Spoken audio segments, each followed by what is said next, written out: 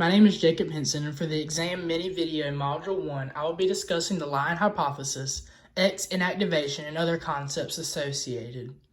To sum up the Lion hypothesis, it basically states that all but one X chromosome will be inactivated in a cell.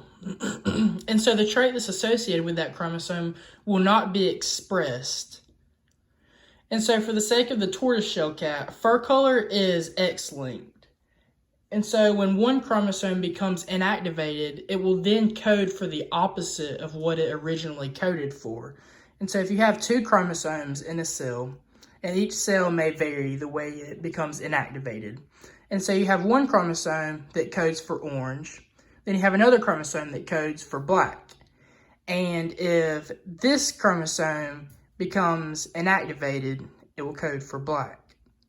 And if this chromosome becomes inactivated, it will code for orange. And this may completely change between cells. And so you have a bunch of different cells that are coding for different fur colors, and all of those will be expressed at once, creating the tortoiseshell cat.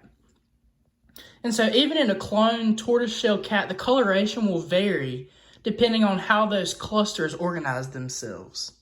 And so even if you have these two genetically similar individuals, or the same individuals almost, they will code differently and they'll express themselves because the clusters and how the cells organize themselves will be different. This here is sort of a branch diagram that I've created on Microsoft Excel showing the cross between a yellow female short-haired cat and a black male heterozygous long-haired cat.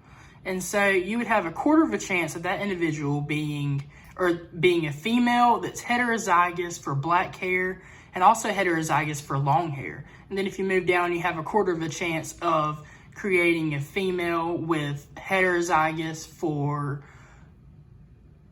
being black, as well as having short hair, homozygous for short hair.